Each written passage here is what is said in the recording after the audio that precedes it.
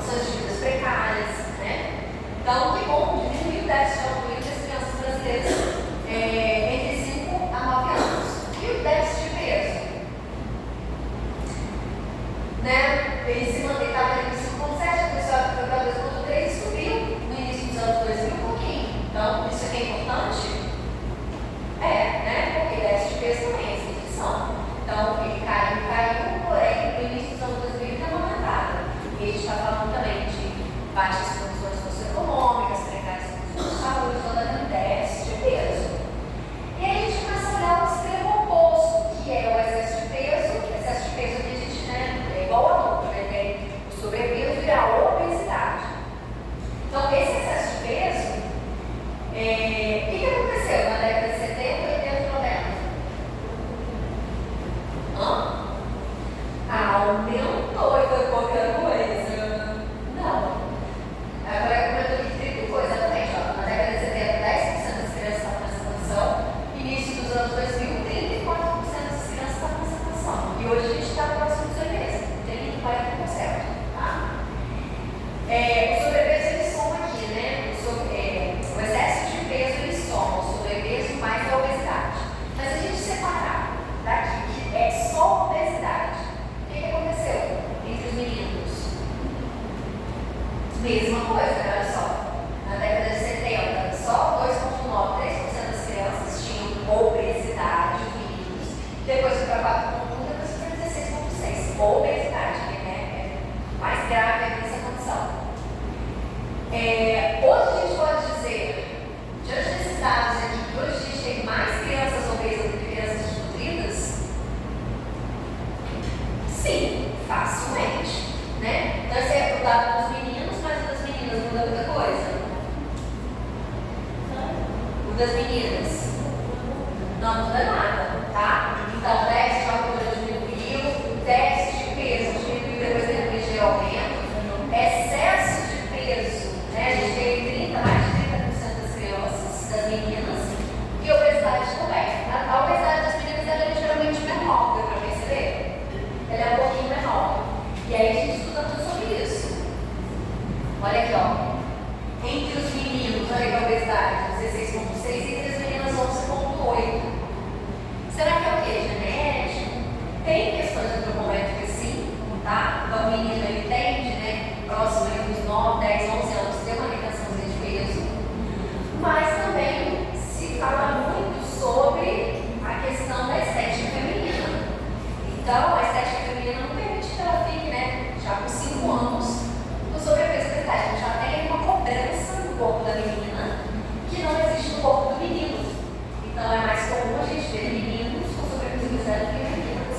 E isso, gente, até a vida adulta, tá? Nós temos mais homens com sobrepeso da idade do que mulheres. E não é só uma questão genética, mas também tem a questão do padrão estético que o corpo também é mais magro, tá? Aqui os adolescentes, que não fica muito diferente, tá? De 10 a 19 anos. O que nós temos hoje, então? Eu sei que são dados da década de 70. O que nós temos hoje, então, de mais recente? Claro, você trouxe o dado do CISVAN, de 2020. O CISVAN é o Sistema de Vigilância Alimentar e Nutricional. Então, toda criança, né, que é atendida ali na Unidade Básica de Saúde, ela tem os dados antropométricos dela registrados nesse Sistema de Vigilância Alimentar e Nutricional. E aí, coletaram os dados de 2020 como estavam essas crianças. Então, crianças menores de 5 anos, 15% já estavam com excesso de peso. Menores de 5 anos. Entre 5 e 9 anos, essa taxa de excesso de peso vai para 31,8. E entre os adolescentes, 31,9. Isso aqui em 2020. Então, a gente mantém aqueles dados lá que eu falei, da década de 2008, mais ou menos? Sim, a gente está mantendo aí, né, entre 5 a 9 anos, de voltar no gráfico, próximo de 30%. Ó, entre 5 a 9 anos, aqui, entre meninas, 5 a 9 anos, esse excesso de peso, verdinho aqui, ó, próximo de 30%, tanto para meninos como para meninas.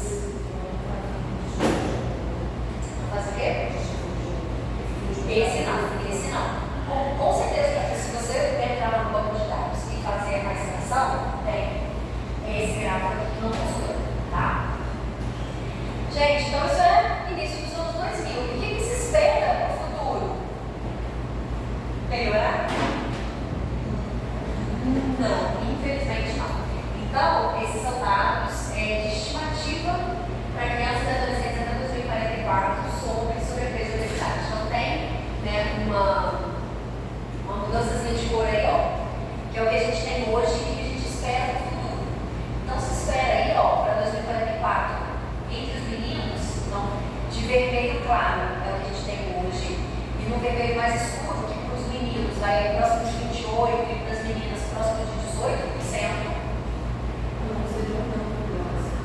Sim.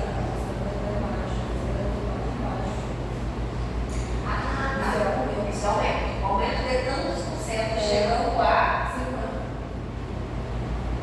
É grave. Então hoje já se tem 21%, aumento de 28% aqui, chegando a próxima 50%. Então, para crianças entre 5 e 9 anos, tanto entre meninos quanto meninos, também próximo, aqui eu diminui um pouco, né? 20, 25, 30. Então, essa projeção é sempre um pouquinho menor para as meninas. E isso se mantendo, esse aumento, tanto para adolescentes de 10 a 14 e de 15 a 19 anos. Então, para todos os níveis de idade, se projeta, sim, um aumento expressivo da obesidade entre crianças e adolescentes. E aí eu pergunto para vocês, o que está acontecendo, gente? Questão de prova, o que está acontecendo, gente? 2044, São Teótico, ó. Tipo, 6, eu não faço nada, não sei o que eu sei. Sei lá, não sei, acho não.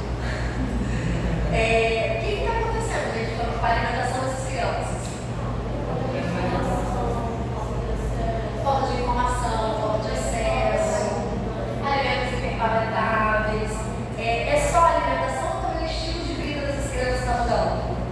O estilo de vida está mudando. Elas estão ficando em ambientes, né, que não estimulam a atividade física, atividades sedentárias, então muita tela. Perdão. Então, é um ambiente obesogênico. A colega aqui lembrou, essa palavra, né, que a gente está usando muito, é isso. É um ambiente que estimula, né, promove a obesidade. E eu tenho lido vários estudos mostrando que daqui para frente, né, isso vai ter um caráter, inclusive, de questão de condição socioeconômica. A gente viu que o alimento ultraprocessado está muito mais barato do que o alimento in natura. Então, isso condiciona pessoas com maior vulnerabilidade ao excesso de peso e obesidade, desde aliada à falta de informação.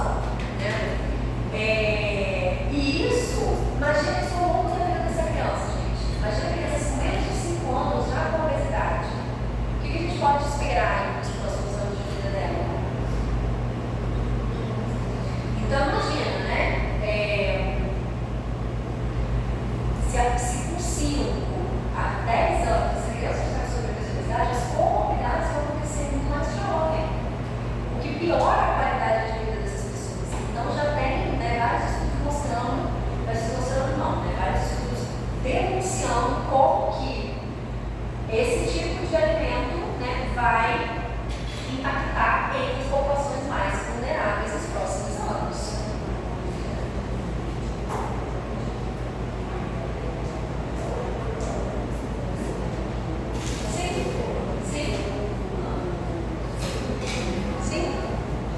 Sim. A colega está comentando o seguinte, que todo que é preocupante, né? A criança já com sobrepeso e obesidade na infância, porque isso sim aumenta a chance dela ser um adolescente com sobrepeso e obesidade e um adulto com sobrepeso e obesidade. Então, uma programação metabólica condicionando essa obesidade. Então, a gente vai encontrar sim indivíduos adultos falando que, apesar de ter uma saúde melhor, fazer atividade física, ter dificuldade de ter peso, sim, porque tem toda uma programação, às vezes desde a gestação, né? Alterando as funções metabólicas, condicionando essa obesidade. E isso, gente, é um dado que é muito preocupante, porque hoje já se fala que a geração atual é uma geração que pode viver menos do que os seus pais. Então, olha que loucura, né? Ao longo, né, da nossa existência aí, enquanto seres humanos, né, enquanto homens inteligentes, né, a gente está só aumentando a expectativa de vida, aumentando. Essa geração, né, de nascidos aí nos anos 2000 pode ser uma geração que viva menos pelas precárias condições de saúde ao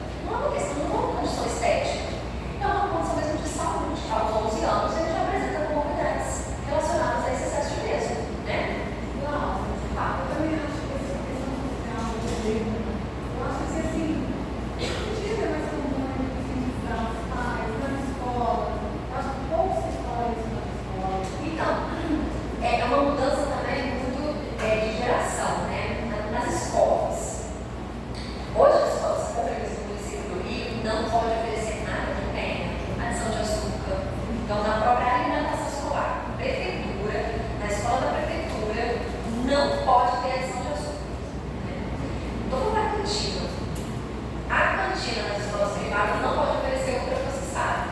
Não pode oferecer mandangos, refrigerante, salgadinho, até um salgado feito ali, né? Um salgado assado, um salgado pode, tá? Tem toda aquela cozinhada lá da escola, o ensino médio. Aí quando é hora do bebê, eles tiram. Só que a minha filha para dar um jeito dela. Claro, Mas ela dá o dinheiro para o adolescente comprar. Olha que triste, está parecendo até o álcool. Está parecendo o álcool. Quando o adulto compra o adolescente, ele pode tomar. ela não é uma loucura. Porque eles falam que estão tirando tudo, isso aqui, você vai dizer. Guarda, né? Então, a regra existe. Não tem esse compromisso. Sim, sim. A regra. Então, hoje a gente tenta ter a regra, mas é difícil conscientizar pessoas. Eu lembro uma vez, foi um escândalo, saiu no jornal do Rio, né? A prefeitura de Duque de Caxias. A prefeitura de Duque de Caxias, na Páscoa, fez para as crianças bolo de cenoura e ofereceu a Páscoa. As mães foram para o jornal, RJTV, falar que absurdo. Na Páscoa, vocês vão oferecer bolo de cenoura para a criança. Não é isso que elas estão esperando. A prefeitura de Caxias está. Gente, as mães gostam de que na escola tem arroz, feijão, frango, legume. Não gostam. As mães queriam o quê? Biscoito. Porque na nossa geração, né, a geração lá da década de 80, era isso que a gente comia, isso que a gente tem como referência de alimentação. Então, eu acho que as políticas hoje, elas estão encontrando dificuldade por isso. É uma mudança geracional. Até vocês, né, já devem perceber, quando você fala assim, não oferecer açúcar para criança, sua mãe fala o quê? Tipo, criança, você não viva, querida.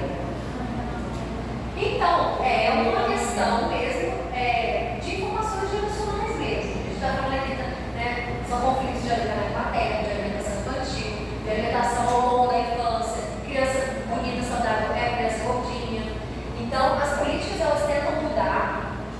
Eu acho que a gente até está avançando muito em políticas, e aí eu falo desde rótulo, que a gente está conseguindo mudar, políticas de alimentação escolar, que a gente está conseguindo mudar. Então, eu acho que a gente está evoluindo sim, mas não ao passo do crescimento da obesidade, mas a gente está melhorando.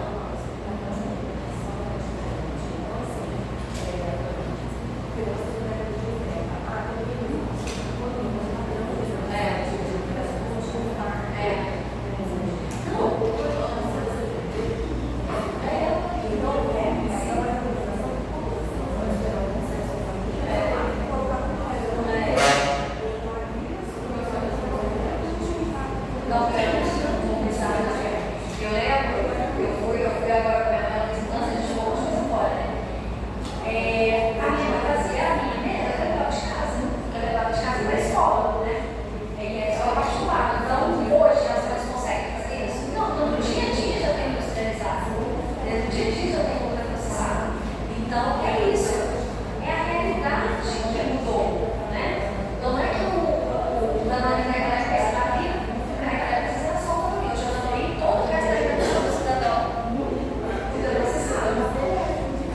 Então, gente, seguindo essa tendência mundial, o Brasil apresenta enormes prevalências de sobrepeso e obesidade, né? Então, quando eu falo de excesso de peso, eu estou somando sobrepeso e obesidade, inclusive sua população jovem. A importância da obesidade está na sua associação a um conjunto de doenças, caracterizadas por hipertensão, dislipidemia, diabetes, tipo 2. No diabetes, gente, é algo que a gente só ia ver quando o indivíduo fazer 40, 50 anos. Hoje eu vejo que eu atendo criança diabética por 12 anos. Diabetes tipo 2, né? Eu via diabetes tipo 1. Agora eu estou com diabetes tipo 2, caracterizado por resistência à insulina aos 12 anos, né? A relação entre a obesidade e as alterações metabólicas está bem estabelecida em adultos, mas ainda não há consenso quanto aos critérios diagnósticos de síndrome metabólica e seus respectivos pontos de corte de pediatria. Então, sim, nós temos, né, pontos de corte, referência na pediatria, mas tem uma questão de consenso ainda, né? Mas a Sociedade Brasileira de Pediatria já faz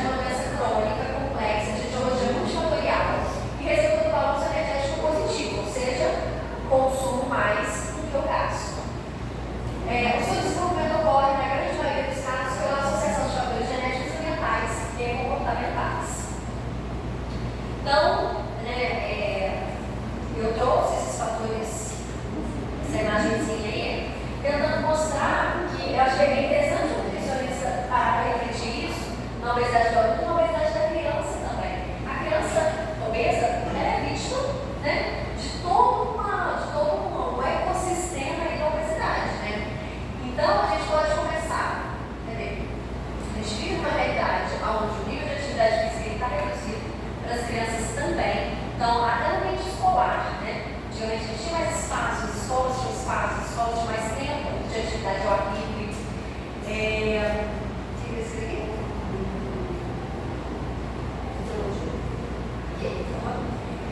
Que está relacionada, essa questão fisiológica e a questão genética, né? Ela está muito relacionada a essa programação metabólica também. Então, o que a gente viu lá na aula de matéria infantil?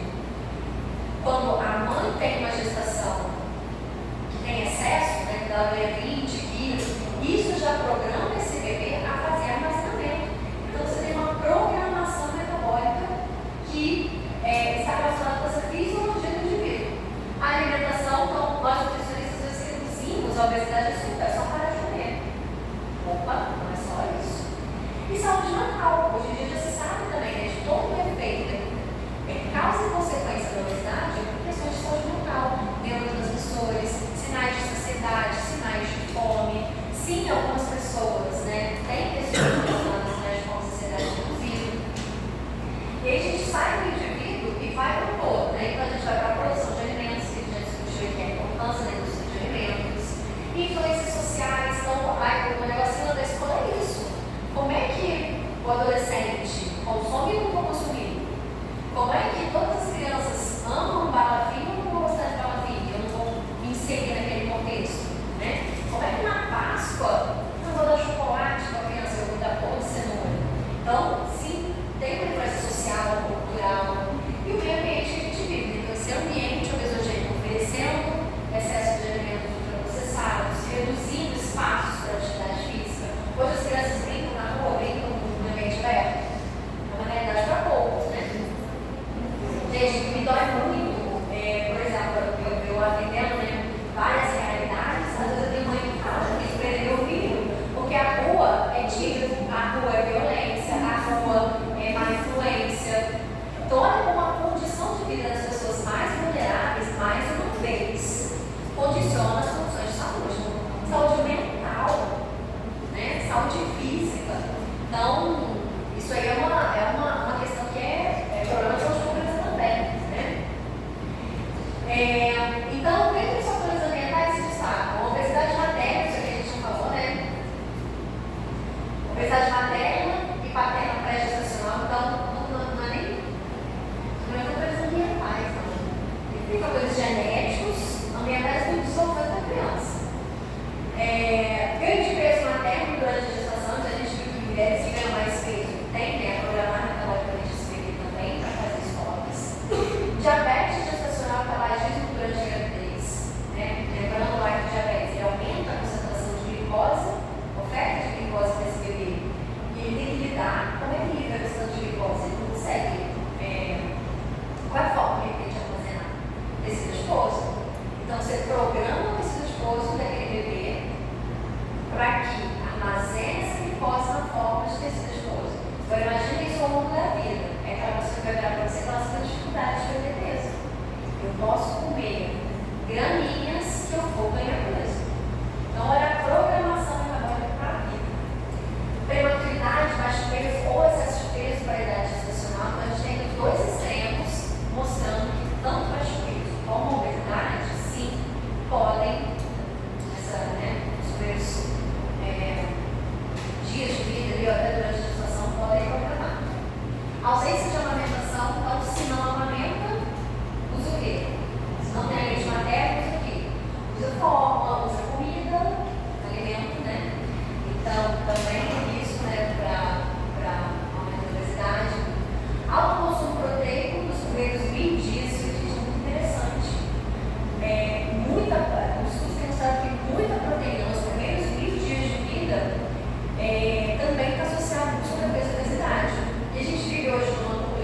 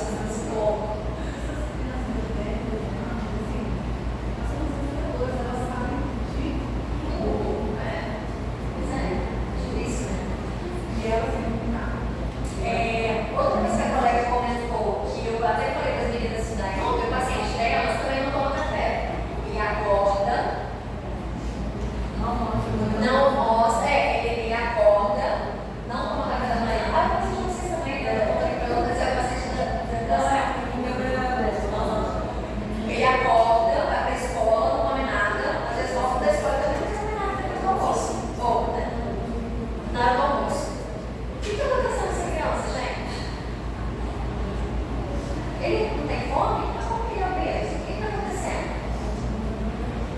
Vários estudos mostram, até que foi para as meninas pesquisarem, né? Como que pular refeições também muda a nossa programação metabólica. Tem gente que fala, mas eu preciso de jejum intermitente, a pessoa pula a refeição e emagrece. O jejum intermitente é uma estratégia, né? Tem que ter um para isso acontecer. Quando a pessoa vive dessa estratégia, ela emagrece inteira? Não. Então,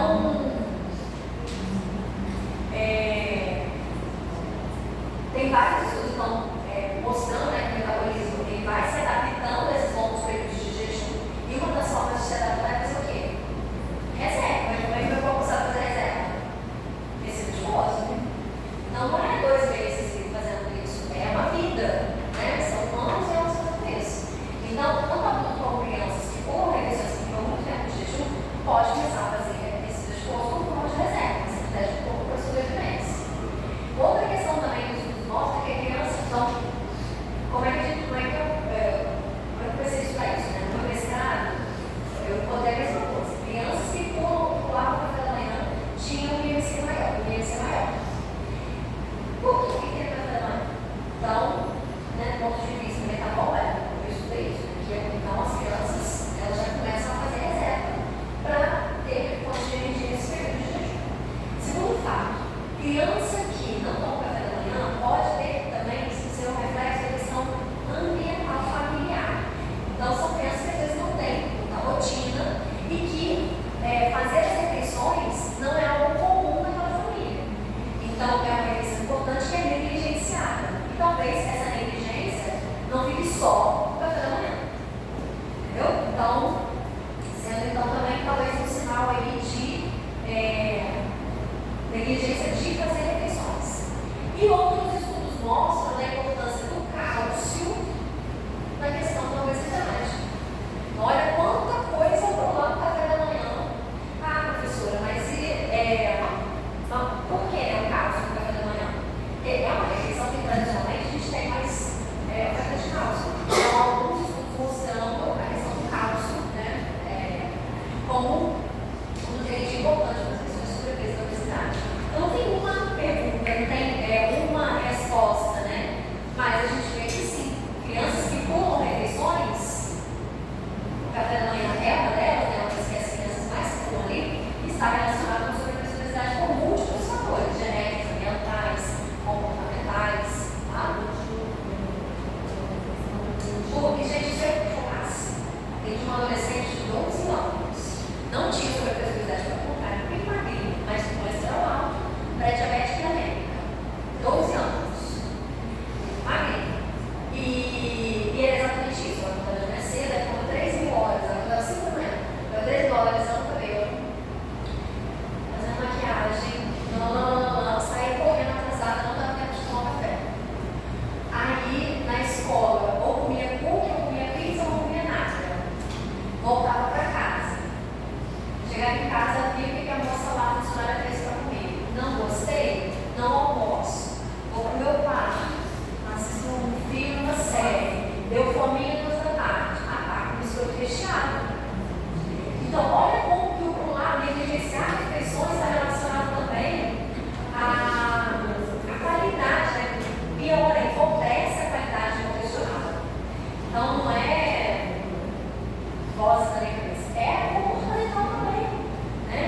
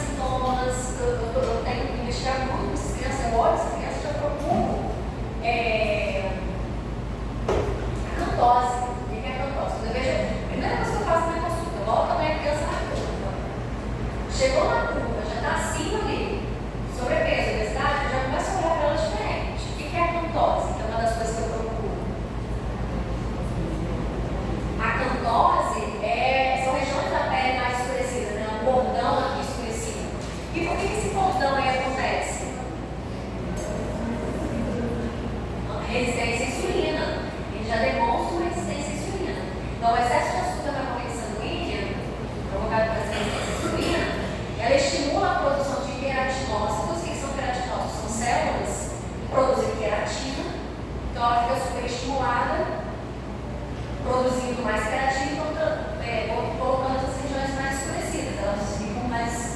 Então acontece aqui no pescoço, acontece na axila, acontece na virilha. Eu já vi criança até com essas bolinhas aqui no dedo mais escurecida. Então, só de olhar para essa criança sobre preciosidade, já começa a perceber. Pode estar aqui com uma receita insulina. E outra, mas né, um fato interessante, quando você reduz essa glicemia, com o tempo, 2, 3 meses, tende a clarear. Tá ligado a isso? Ela fica mais clara, tá? Mas não só, né? Nossa, não fez o carinho. Ela clareia. Com o crescimento, essa criança vai crescendo, um adulto, um pouco mais difícil, na criança, dá, passa batido. Apaga, passa muito. Não? Eles são honestos, vamos para elas que conhecem.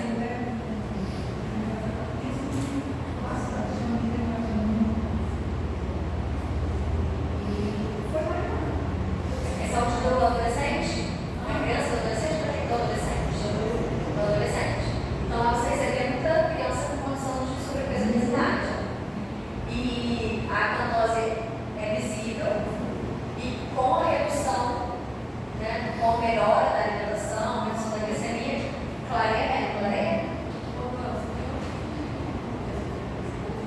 Pescoço, axila, virilha, é aqui atrás, pescoço.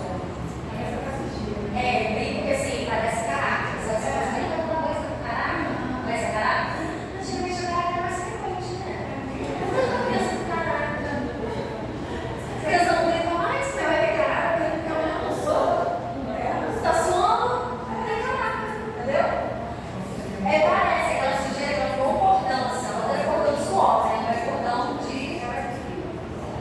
resistência insulina.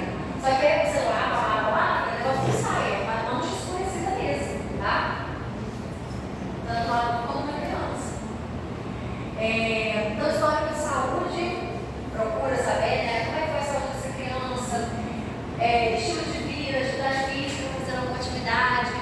O paciente das meninas falou que começou a fazer caminhada na quadra da escola, né?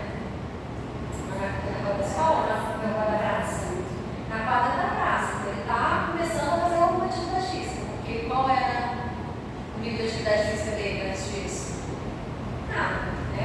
Ia para casa e os pais ainda trabalham com frituras, alimentos, né, não saudáveis. Então, com frequência, leva para a criança corridas, batata frita, aquela batata de batata chips. Vamos fazer também a avaliação antropométrica dessa criança, então avaliar peso, altura, IMC, dobras cutâneas, é possível, circunferências, tá? E pedir exames bioquímicos depois de identificar tudo isso aqui. Então, se eu identifiquei uma acantose, o que eu vou solicitar exame bioquímico? Receita de jejum, insulina séria, então para entender um pouco o que está acontecendo com essa glicose. Será que isso me justifica? Eu vou pedir hemoglobina glicada. Se eu percebo que isso não tem alimentos fontes de vitamina A, se eu percebo que não tem cálcio, se ele está tomando a refeição, está tomando café da manhã, depois na hora das outras refeições ele toma refrigerante ao invés de suco de leite, não está tomando queijo, vai ter presunto. Eu posso suspeitar de uma deficiência de cálcio. Então, eu falo que a minha bioquímica, meu exame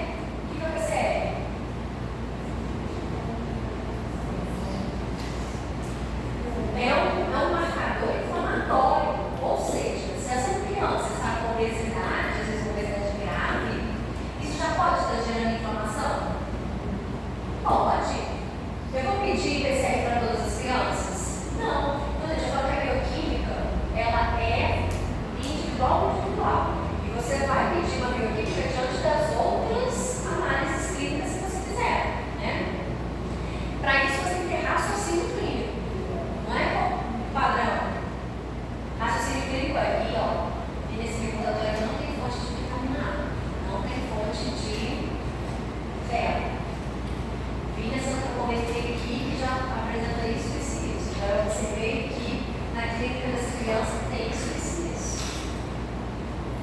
Eu peço hormônio de tireoide para todas as crianças, vão ter direito? Não. Obesidade pode estar relacionada com alteração de tireoide? Pode. Mas se o histórico familiar me diz que tem mãe com alteração de tireoide, eu vou medir o bioquímico, T3, T4, sim, SH. Então, a bioquímica, gente, ela é ali a sua investigação.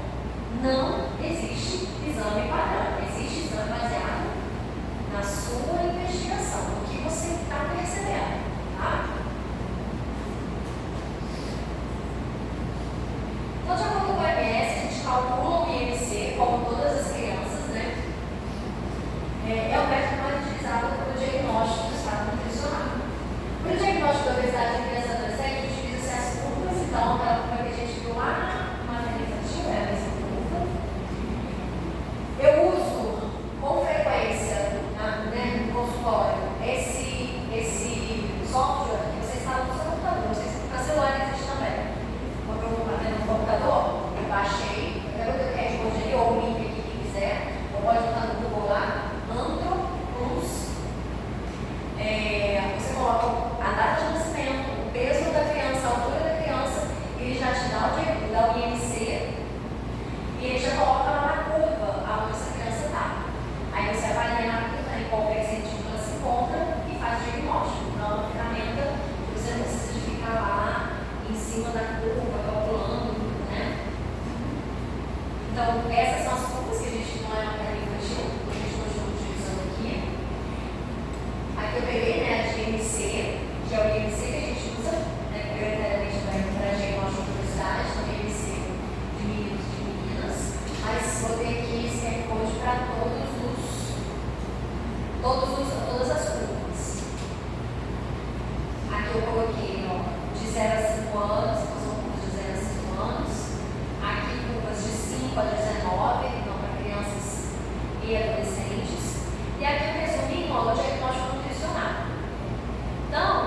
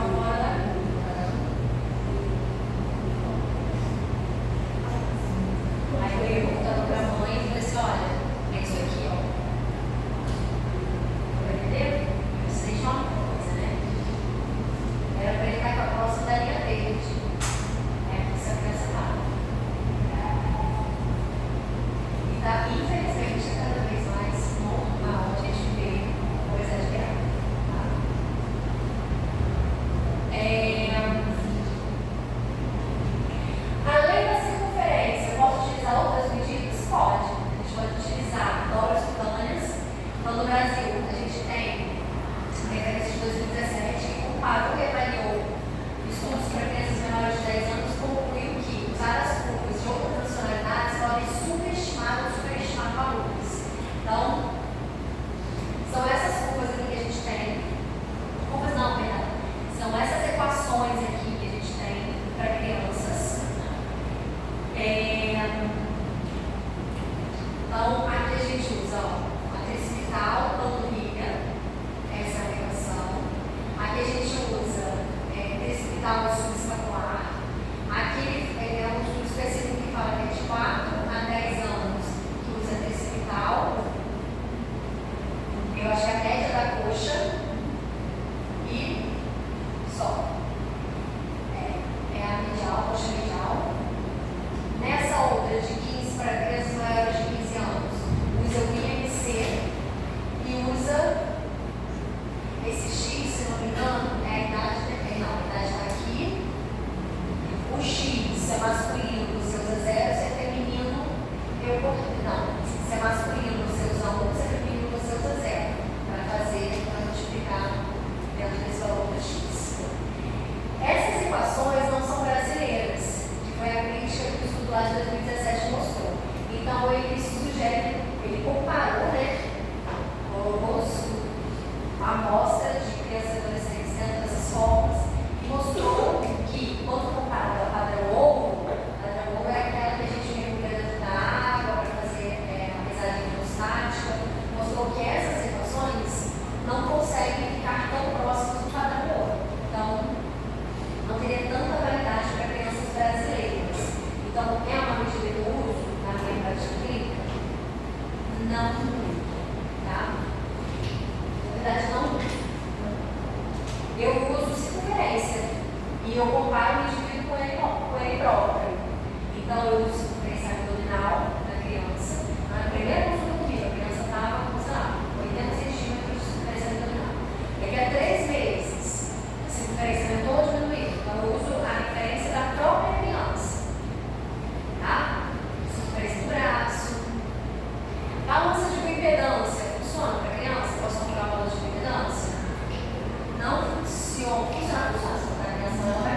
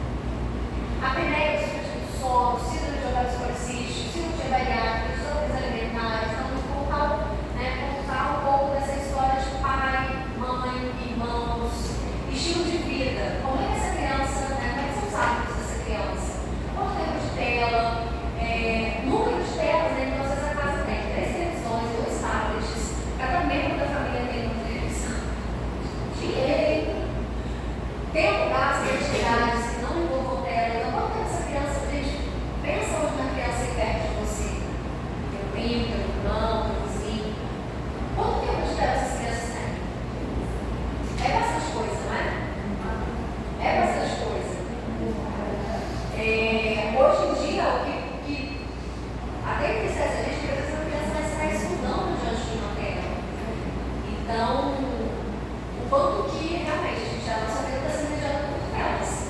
E isso tem um impacto, sim, na saúde das crianças. Atividade física na escola, se ela faz atividade física, e da menina também, às vezes, a criança fala assim, na minha escola semana eu estou na quadra, semana eu faço educação física na sala. Ou seja, cada vez mais reduzindo o tempo dessa criança de atividade física. Atividades de final de semana que ele faz, atividades envolvendo a sua família, prática de esporte, meio de transporte para ir voltar da escola, rotina de sono. Então, todas essas perguntas sempre vão ter ali na sua avaliação clínica. Então, como eu já disse, né, olhar para essa criança e perceber, né, na pele, tem acantose, marcas na pele, acne, hirsutismo, o que é isso? Presença de pelos, né? Nas meninas a gente pode ver isso até relacionado com síndrome do ovário policístico. Então, adolescentes ali entre 11 e 12 anos, a gente percebe, né, o aumento de pelos mais grossos. Estrias, o que tem a ver estrias, gente? No adolescente é muito comum, não? Engorda, emagrece, engorda, emagrece. O estirão pode causar essas estrias. Então, eu lembro uma vez que eu atendi uma adolescente que ela tinha estrias, nossa, a mochila dela era muito pesada. E aí ela ficava tensionando essa criança para trás, a marca era exatamente ali, ó, na correia as estrias eram na correia do ombro, ali, fazendo ombro. O que é estria? É o rompimento, né, dessas estruturas e o colágeno fazendo essa reestruturação. Então, tem ali ou um excesso de peso, né, a criança cresceu muito rápido, fazendo lesão desse colágeno, ou estirando o crescimento, ou às vezes contração mesmo, eu estou falando para você, de mochila, né? Então, as estrias podem dizer para você, né, se houve às vezes a confecção com a emagrece, se assim, adolescente das crianças já passou por estirão. Pseudoginecomastia pode acontecer nos meninos também, o que é isso? A gente acha que é uma ginecomastia, mas na verdade é descida adiposo, aumento de mama, né? Chantelasmas são como a gente como milho. Alguém já ouviu falar? São pontinhos amarelos, parecendo uns milhozinhos assim, ó. Gordura, tá? Tipo uma vermelha, isso é clara, branquinha, tá? Então pode estar relacionado com hipercolesterolemia, tá? Excesso de gordura. Questões psicológicas, né? Bullying, baixa autoestima, depressão, ansiedade, crise social, preocupação excessiva com o peso, ganho de peso, distúrbios alimentares.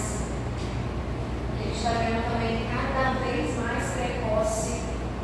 Uma coisa muito interessante, gente, perguntar para a família como é o comportamento dessa criança na praia, na piscina.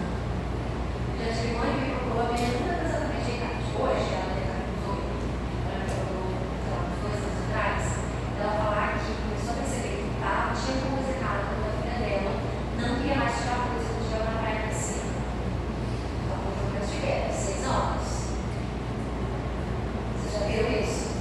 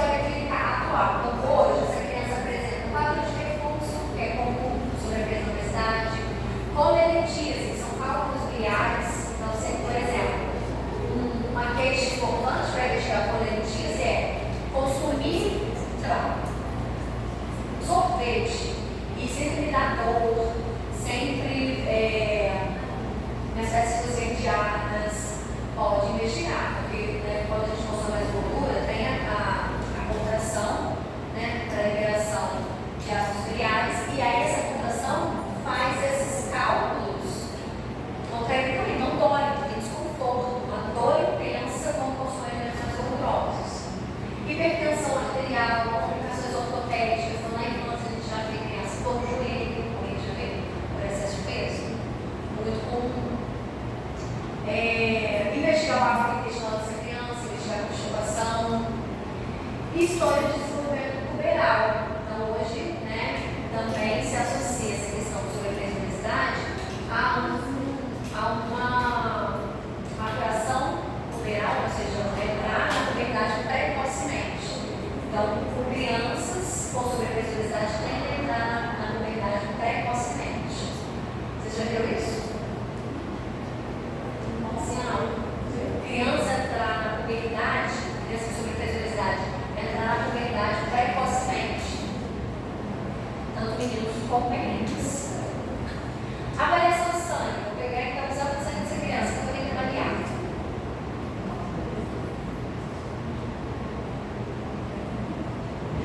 Então, se tem sobrepeso e obesidade, minimamente, eu vou pedir colesterol, palpitações, glicemia, jejum, insulina, mais o quê?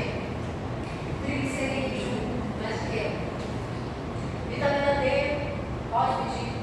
Se a criança está na rua brincando, está tomando sol, atividade física, tela, normalmente essa tela é dentro de um ambiente fechado. Então, solicitei glicemia de jejum. Então, pelo menos, 8 horas de jejum. Os valores, eles são valores próprios adultos, então a gente espera, o valor de 100 gramas por decilitro, entre 100 e 126 alterado, então é a palavra pré-diabetes, acima de 126, diabetes. A gente pode também pedir a curva de tolerância oral à glicose, então é aquele exame que você vai tomando o néctar dos deuses, que é o que você chega lá de jejum, dosa, né, faz a primeira coleta de jejum, depois você vai consumindo um negocinho de 75 gramas de glicose. Você tem noção que é 75 gramas de glicose? Sabe aquele sachêzinho de açúcar no restaurante? Aí tem 5 gramas de glicose. São quantos sachêzinhos aqui? 75 cada 75. Vai dar as contas aí, irmão. 75 dividido por 15. 15 sachêzinhos naquele de uma vez só. É horrível. E aí depois você vai dosando. Por quê? Quando eu tenho resistência à insulina, o que vai acontecer? Eu vou conseguir botar essa glicose para dentro da célula? Não. Então ela tende a ficar mais alta. Então, depois que você consome o néctar dos deuses, vai coletando frações desse sangue para ver como o seu corpo está metabolizando. Então, 2 horas depois, ele tem que estar menor do que 140. Aí, beleza, seu corpo está conseguindo armazenar a sua insulina, está funcionando bonitinho. Entre 140 e 200, a sua tem uma resistência, né, diminuída, então você pode estar com intolerância à glicose. Pode não, você está com intolerância à glicose. Acima de 200, a gente já faz diagnóstico de diabetes. A qualquer momento que eu coletar a amostra de sangue dessa criança, depois dela ter quebrado o jejum, vou dar um exemplo. Estou fazendo aqui uma campanha na escola e vou ficar dirigindo as crianças. A criança já comeu, já brincou, já se divertiu. Fiquei dirigindo a criança, fiz a dosagem dela acima de 200, diabetes. Após 2 horas de jejum, ela tem que estar abaixo de 140, tá? Continuando aqui o exame dessa criança. Perfil lipídico. Colesterol total. O ideal é que ele fique abaixo de 150. Entre 150 e 169 ele já está no limite. Maior ou igual a 170 já o colesterol aumentado. O paciente de vocês é quanto? Colesterol? 180 e alguma coisa. Tá no exame. Você não mostrou?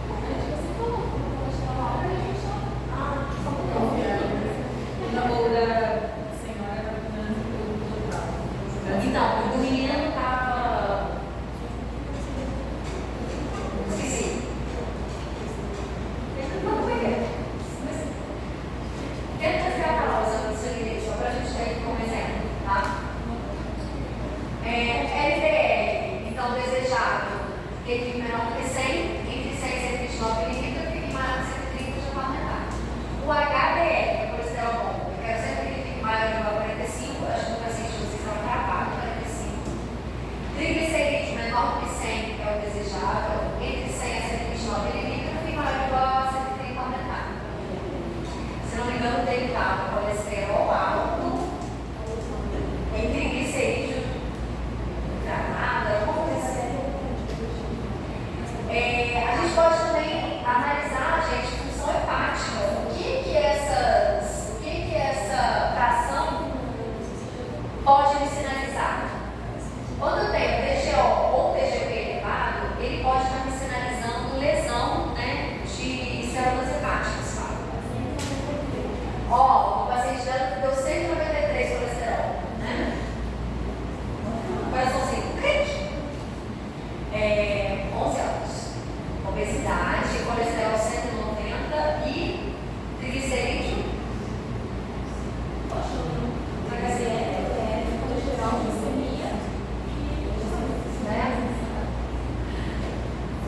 Triglicerídeo, ó, primeiro. 107. Triglicerídeo de 107.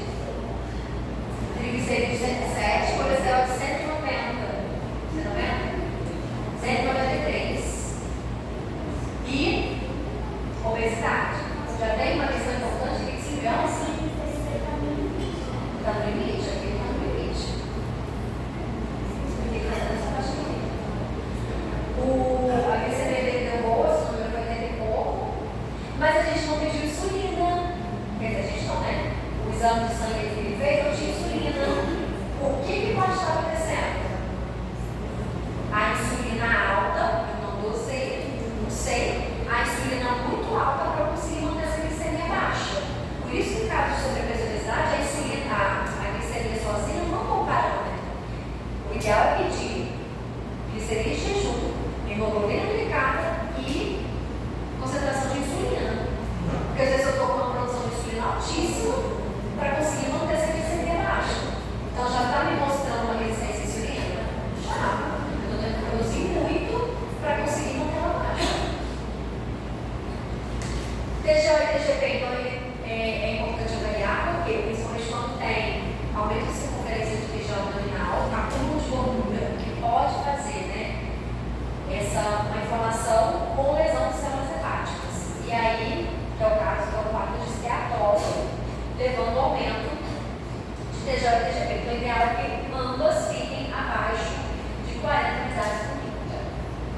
Outros marcadores, como eu disse, né, a depender da criança, eu solicitaria, né, uma criança com obesidade, com esses parâmetros que a gente já viu, um PCR para avaliar risco de doença cardiovascular, né, que é uma proteína que já está sinalizando ali inflamação.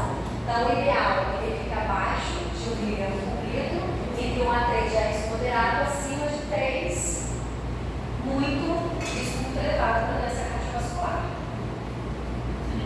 Criança com sobrepeso e obesidade, o que a gente tem que avaliar na dietética dele? Tem que aplicar ou PSA ou regulatório de 24 horas. Tem que avaliar hábitos alimentares, então o que está levando para a escola, qual é a rotina de ida e volta da escola, então não só o regulatório, mas também a rotina, né? Como são alimentares, consumo de fast food, rotina da família, comportamento, né? Às vezes a criança já pode apresentar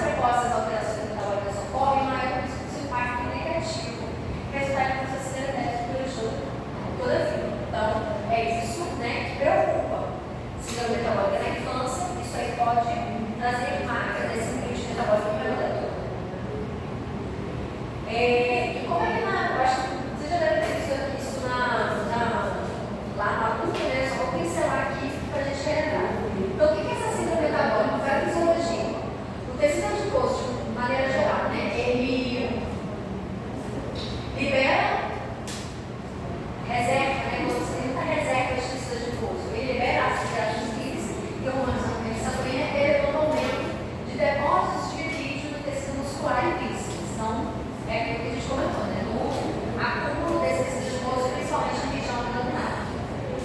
Marcadores inflamatórios, como a interleucina 6, TNF-alfa, proteína C reativa, aceleram a circulação, que marca, né? Que consegue provar que esse acúmulo de gordura é inflamatório. Tais eventos favorecem o desenvolvimento de aterosclerose, hipertensão arterial. Então, a gente vê, tanto o adulto quanto a criança, fica um dia inteiro, anos da sua vida, com esses marcadores elevados. Favorecendo então a hipertensão, esteatose, dificuldade de captação perfeita da glicose. Então, essa inflamação ela gera essas consequências para a saúde do indivíduo.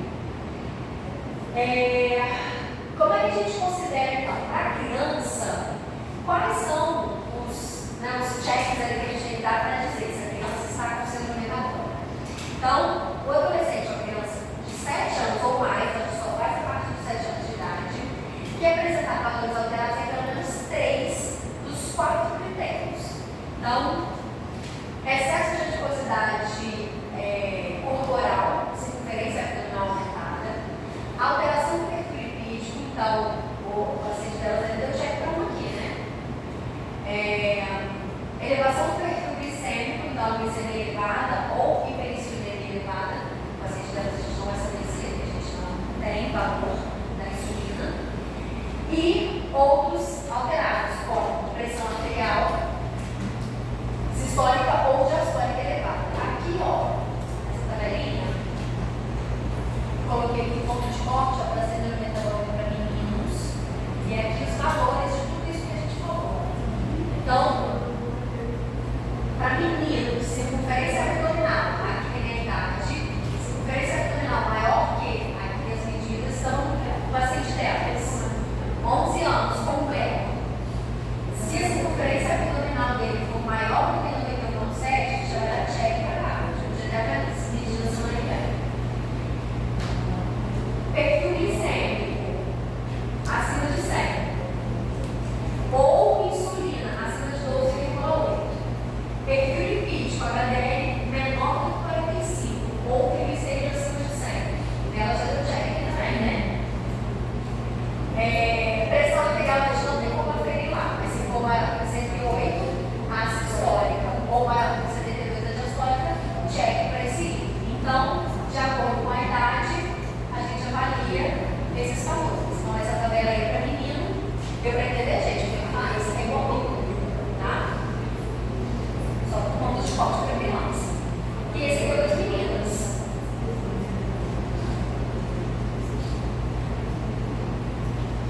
Então, conforme o consenso publicado pela Endocrine Society, crianças e adolescentes com IMC acima do paciente 85 devem ser pesquisados para todas as suas comunidades. Então, chegou no seu consultório, acima do paciente 85, ou seja, já tem sobrepeso, vai investigar protocolarmente diabetes tipo 2, dislipidemia, hipertensão, doenças hepáticas, então, TGO, TGP, síndrome do ovário policístico para as meninas, apneia do sono para meninos e meninas. Outras comorbidades, né? Como eu já disse, crescimento e puberdade. Então, crianças e adolescentes obesos podem apresentar aceleração do crescimento linear. Hoje eu vejo tudo isso. Às vezes eu vou atender uma mãe e ela fala assim, nossa, mas o filho é maior que o tamanho dele. Né? Ele é forte e alto. Então, isso é uma consequência da obesidade. Então, essa questão da puberdade precoce, a gente tem visto, é polêmico, como, não é polêmico, né? Ainda está se investigando como que essa questão do sobrepeso e da obesidade influencia, mas a criança, inclusive, gente, ela mostra, alguém já viu fazer medida, estimar a idade da criança pela estrutura óssea? Então, se espera que uma criança de 7 anos tenha uma estrutura óssea de mão, de corpo X. Crianças com sobrepeso e obesidade, elas estão sempre acima da sua idade. Ou seja, sinalizando que sim, tem questões endócrinas, metabólicas, que aceleram o desenvolvimento e, né, podendo levar até uma puberdade precoce. E é o que acontece, né, gente? Às vezes a criança, a menina, principalmente de 7, 8 anos, já com desenvolvimento de mamas, já perdeu a região pubiana, então, é isso. Então, o excesso de peso